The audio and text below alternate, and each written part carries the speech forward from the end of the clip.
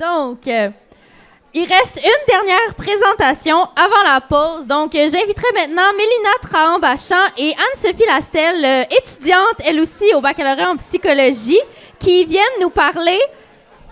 Guys, s'il vous plaît. Merci. Donc, qui viennent nous parler des relations assez compliquées, des troubles de la personnalité. Je leur laisse la parole, vous pouvez les applaudir.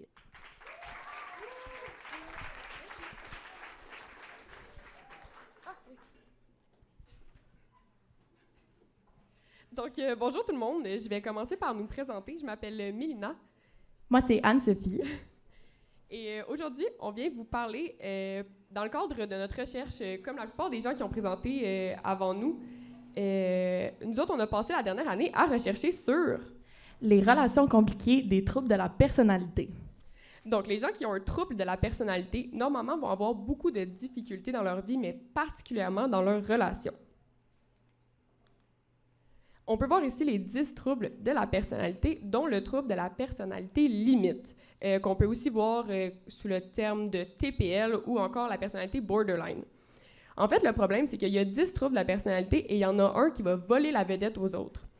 Donc, ce qui va se passer dans les études, c'est que les études vont soit seulement porter sur les difficultés des gens qui ont un trouble de la personnalité limite, ou les études vont assumer que toutes les personnes qui ont un trouble de la personnalité ont les mêmes difficultés.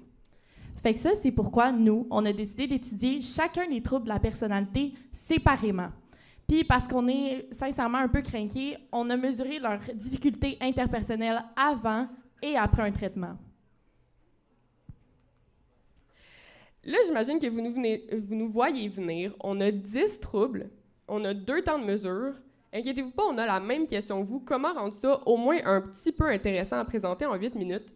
En fait, on a abandonné l'idée. On ne va pas vous présenter les 10 troubles, on en a sélectionné 3 qu'on va vous présenter en fait sous forme de 3 personnages fictifs.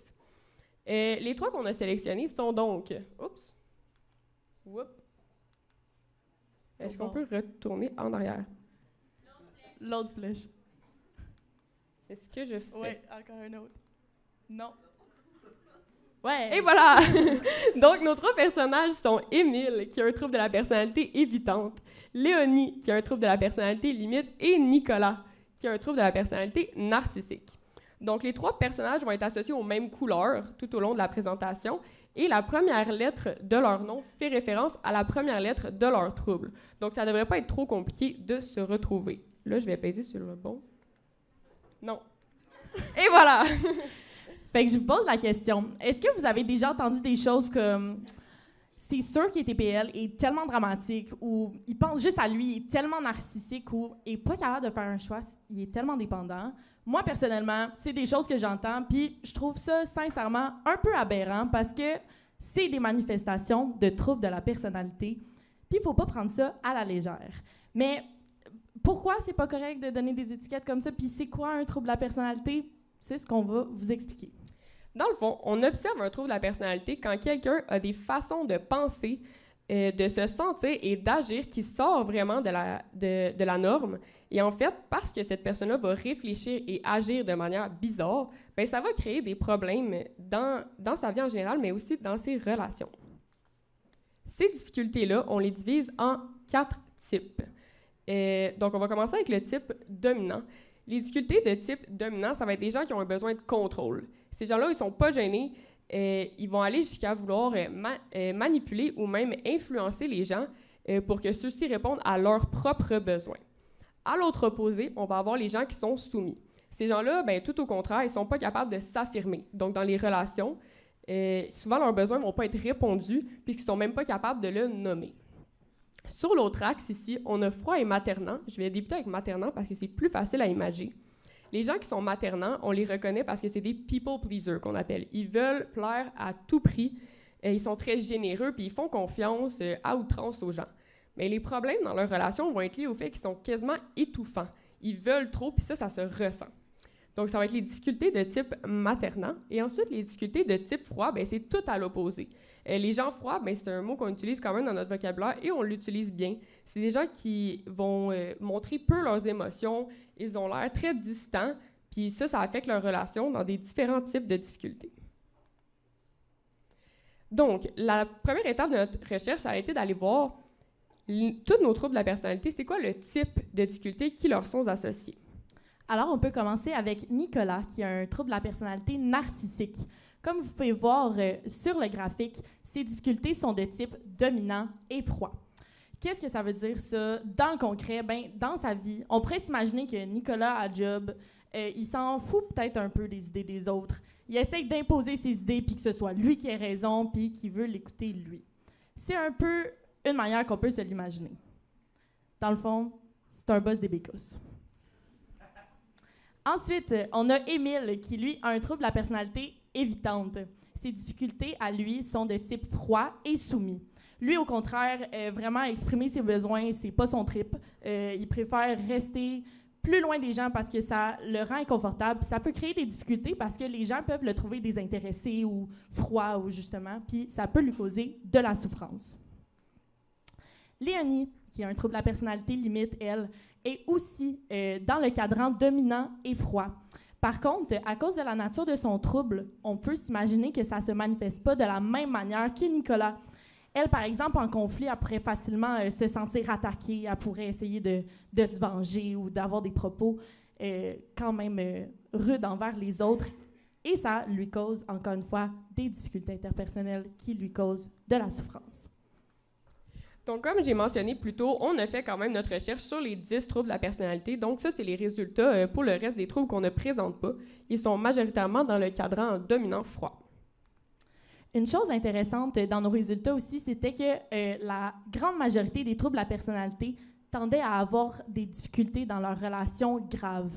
Donc, on se demande, est-ce que la thérapie va changer quelque chose? Parce qu'on s'imagine que si ces difficultés-là sont au cœur de leur vie, leur cause de la souffrance, on s'imagine que la thérapie devrait cibler au minimum ces difficultés-là. La réponse est un peu plate, ça dépend. Pour Léonie puis pour Émile, leurs difficultés interpersonnelles ont diminué, donc ils vont mieux après une thérapie. Par contre, Nicolas, le pauvre, ses difficultés interpersonnelles n'ont pas significativement changé ou réduit après la thérapie. Puis spoiler alert, c'est le cas pour la majorité des troubles de la personnalité. Enfin, on se rend compte que pour les autres, eux aussi, leurs difficultés n'ont pas diminué, n'ont même pas été modifiées par la thérapie. Puis ça, qu'est-ce que ça nous dit? Ça nous dit deux choses. Premièrement, ça nous dit que les troubles de la personnalité, c'est des troubles qui sont persistants. Ils restent dans le temps et ils restent même après un traitement.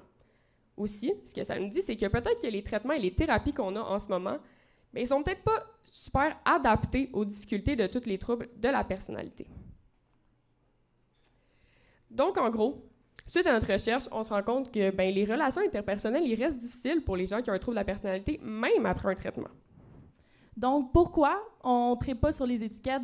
C'est justement, les troubles de la personnalité, c'est persistant, c'est difficile, ça amène des difficultés graves. Donc, ce n'est pas des étiquettes qu'on peut traîner comme ça dans notre quotidien en le prenant à la légère. Puis, nous, on espère que notre étude donne des indications aux cliniciens sur les manifestations de ces troubles-là et peut-être permettre de mieux orienter les traitements. Voilà. Merci.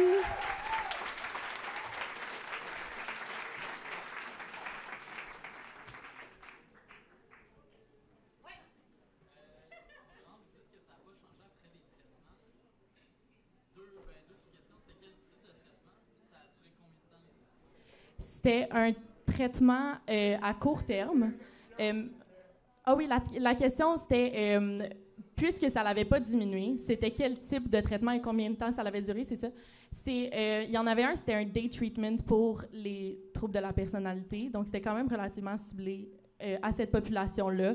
Puis, si je ne me trompe pas, je pense que c'était 8 semaines. Ouais.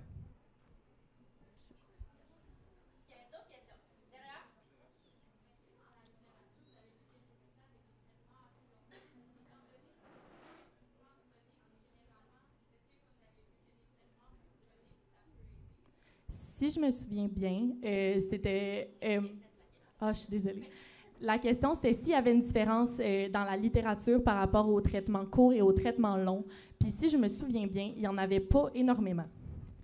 Il y a aussi une question du taux de décrochage. En fait, les gens qui ont un trouble de la personnalité, typiquement, ils vont avoir beaucoup de difficultés à rester dans un traitement particulièrement à long terme. Fait que ça fait que même avec des recherches de très grande envergure, ben, parfois on se ramasse à la 2e, 3e mesure et il reste pratiquement plus de personnes. Donc ça aussi, c'est une faille qu'on retrouve beaucoup.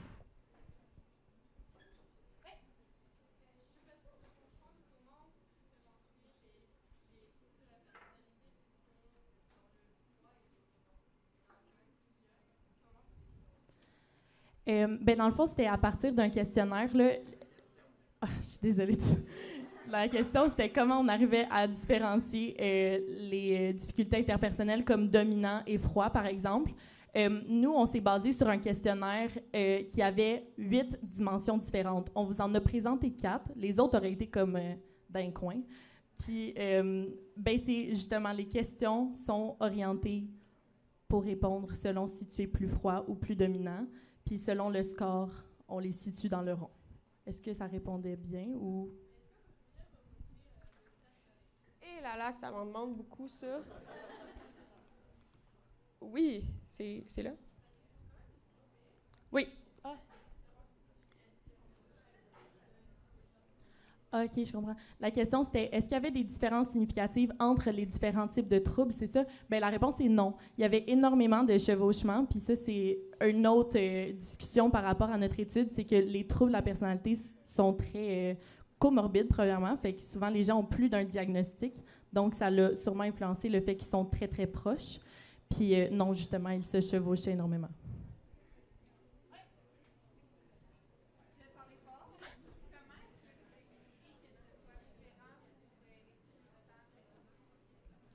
Je m'excuse. Pourquoi c'est différent pour le trouble évitant? Pourquoi évitant et limite ont changé? Oui. Ben, je peux répondre. Je suis tellement désolée, la gang. La question, c'était pourquoi évitant et limite étaient ceux qui changeaient. La manière qu'on se l'explique le mieux, c'était ceux qui partaient du plus haut taux de difficulté interpersonnelle à la base. Fait que régression vers la moyenne. Ou notre autre piste, c'était le fait que beaucoup de recherches ont été faites pour le trouble de la personnalité limite et évitante. Là, c'est vraiment les deux qu'on retrouve souvent. C'était une autre piste. Donc, puisqu'il y a eu beaucoup de recherches sur eux, la thérapie serait donc mieux adaptée à leurs difficultés. Tandis que les autres troubles qui sont un peu plus nébuleux, ben, les recherches n'ont pas réussi à adapter des traitements pour eux.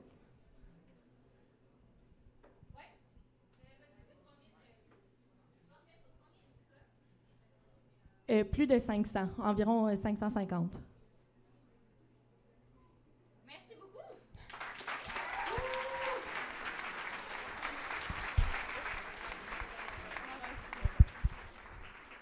Merci beaucoup.